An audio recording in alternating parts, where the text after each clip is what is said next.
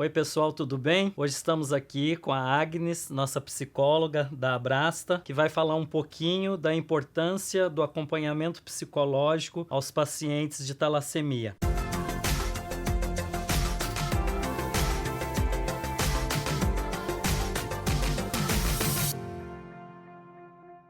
Muito obrigado, Agnes, pela sua participação na TV Abrasta. Nós sabemos que pacientes de doenças crônicas, né, e a talassemia é uma doença crônica, eles têm um emocional muito abalado, muita dificuldade, né? E quais que são as principais reações nos pacientes de talassemia? Então, Edu, primeiro é importante a gente entender qual que é a diferença de doença aguda e doença crônica, no caso da talassemia. Então, a doença aguda, ela tem um curso de tempo mais rápido, né, os sintomas e a progressão. A doença crônica, que é o caso da talassemia, ela tem uma progressão, uma evolução mais gradual e mais lenta. E aí, se a gente for pensar nas reações emocionais, acho que talvez a primeira sensação que o paciente tem, que ele apresenta, é a sensação de medo e de não ter o controle sobre a situação da vida dele, né? Então, em determinada fase da vida dele, ele recebe esse diagnóstico. Então, aí é um misto de emoções: ansiedade, angústia, tristeza, ora ele sente raiva, uma revolta. Então, na verdade, todas essas reações emocionais, elas podem oscilar. E aí, se a gente pensar nas características, né, que envolvem a talassemia, todo o tratamento e todo o acompanhamento, então são sucessivas internações, as transfusões de sangue, toda a limitação que às vezes o paciente é imposto, na verdade, para ele, e dos locais que ele pode frequentar. Então, todas essas situações acabam trazendo certas limitações, né, para o paciente da talassemia, e aí isso pode contribuir ou trazer como consequências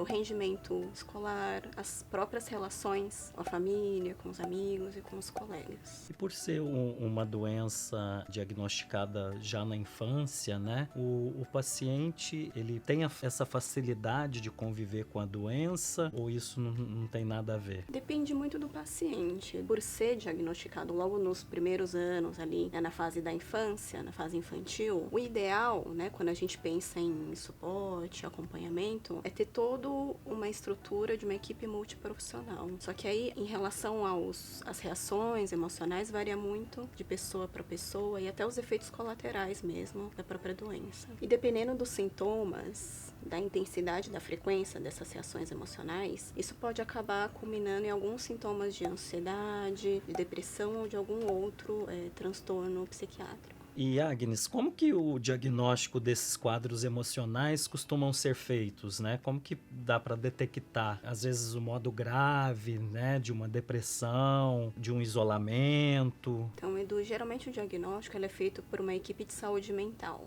Então, a gente pensa tanto no psicólogo quanto no psiquiatra. É por isso que é importante as pessoas, tanto a equipe multi quanto o próprio familiar e o acompanhante, terem uma mínima noção sobre alguns sintomas e aí, de repente, a pessoa que está ao lado, não necessariamente algum profissional, mas um amigo, o esposo, o filho, percebendo algum sintoma mais relevante, né, que tem se apresentado com mais frequência e principalmente causando sofrimento para o paciente, uma vez informado isso para o profissional, ou psicólogo ou psiquiatra vai fazer uma avaliação específica, então ele tem toda uma entrevista estruturada para perguntar sobre o paciente, para perguntar sobre peraí.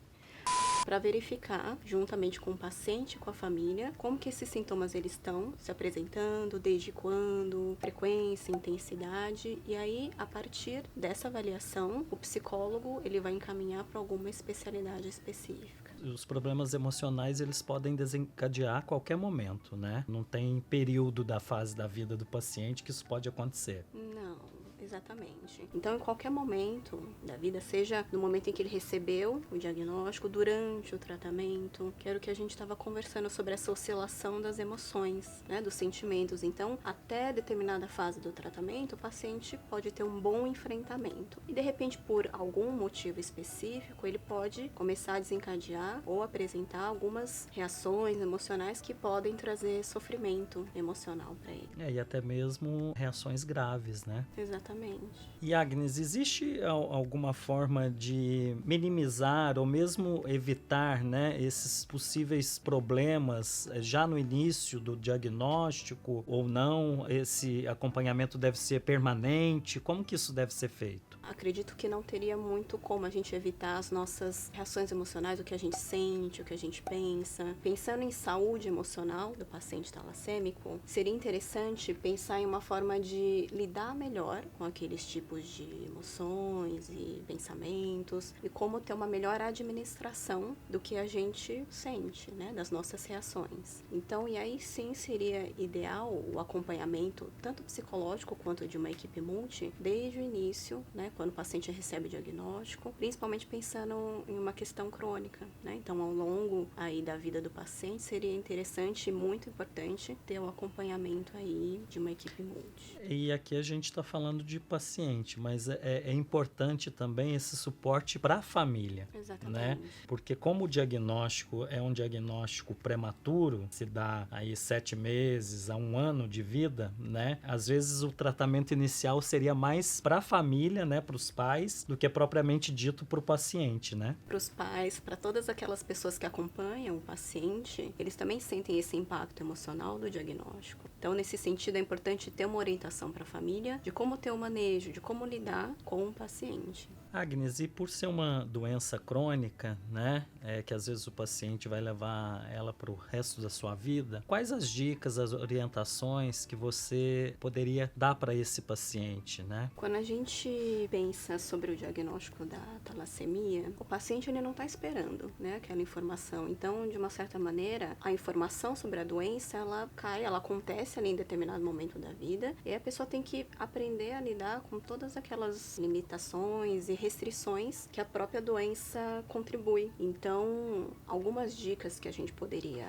oferecer, tanto para o paciente quanto para o acompanhante. Primeiro, o que a gente está salientando bastante aqui hoje na nossa conversa, acompanhamento de uma equipe multiprofissional. E mais ainda reforçando sobre o acompanhamento psicológico, né, desde o início ali do diagnóstico. Outras dicas importantes, pensar sobre o lazer desse paciente, claro, tudo dentro do que é autorizado pela equipe médica. Então, o que esse paciente pode fazer como fonte de prazer. Uma outra dica interessante, Edu, é trabalhar a questão da espiritualidade, de motivação, isso é muito importante. Né, da esperança. Então, onde que ele vai buscar esse reforço espiritual, não tanto associado com a religião, mas também em partes, para poder ser um auxílio durante essa trajetória e durante a caminhada da vida dele. Uma outra dica importante também é a gente se atentar à questão de alimentação e do sono, né, do paciente. Então, se esse paciente ele tem uma boa qualidade de sono, se ele consegue se alimentar dentro ali do possível, né, dentro das restrições, tudo isso engloba a saúde física, né, desse paciente, para que a gente possa trabalhar num campo total. Então, desde a saúde física, emocional e espiritual desse paciente. Exatamente. A gente tem incentivado muito a questão do paciente na prática da atividade física. Se o paciente não tem restrição nenhuma, de fazer uma natação, né, de fazer uma academia, enfim, alguma atividade física que possa auxiliá-lo. E eu acho que isso também influencia muito na questão da mente, né? É porque a atividade física, primeiro que é uma escolha do paciente. Diferente da doença, ninguém escolhe estar doente. Mas as outras atividades, o paciente ele pode e deve escolher aquilo que ele se identifica, que ele sente prazer em fazer. E tudo isso contribui para a saúde como um todo. Exatamente. Então fica aí a dica, né, para os pacientes da vantagem que se tem da prática de atividade física, né? O que você sentir vontade de fazer, faça.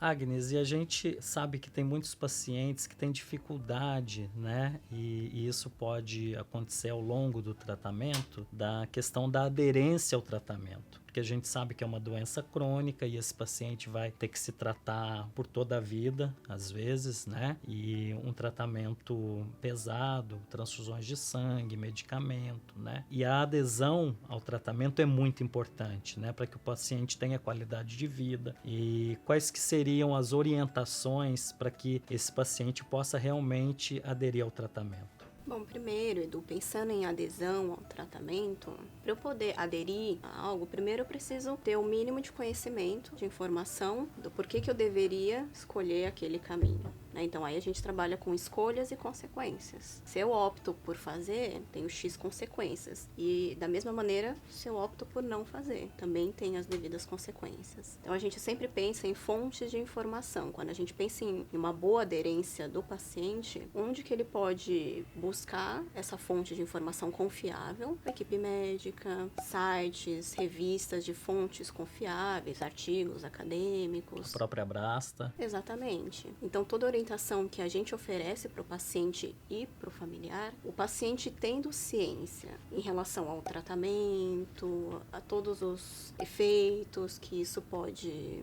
culminar, todos os suportes que a gente oferece, suporte psicológico, orientação nutricional. Então, o paciente tendo uma mínima noção de como isso pode contribuir durante o tratamento dele, aí sim teria uma boa aderência. Quando a gente fala de um paciente engajado no tratamento dele, é importante sempre a gente salientar, e a psicoterapia ela auxilia muito o paciente nesse sentido, a gente fortalece, estimula muito o paciente no sentido dele ser um paciente ativo, então autônomo, em suas próprias escolhas e decisões, para que ele tenha uma autoconsciência, para que ele saiba qual caminho ele está tomando, quais escolhas, porque é a saúde dele, né? É Sim. importante ter esse movimento de autocuidado. Eu gostaria de agradecer a querida Agnes por essa contribuição. Eu acho que é muito importante tratar da saúde mental de todos os pacientes. Então, muito obrigado, valeu a pena. Edu, eu queria agradecer pela oportunidade, né, para a gente falar sobre essa importância, né, do acompanhamento psicológico para o paciente. E lembrando que a Abrasta oferece o atendimento psicológico gratuito, tanto para pacientes quanto para os acompanhantes, os familiares. Então, qualquer dúvida, entre em contato pelo nosso telefone ou pelo e-mail. Então, pessoal, muito obrigado. Se vocês gostaram desse vídeo, deixe seu like. E se inscrevam no canal da Abrasta. Não se esqueça, deixe seus comentários abaixo. Até a próxima.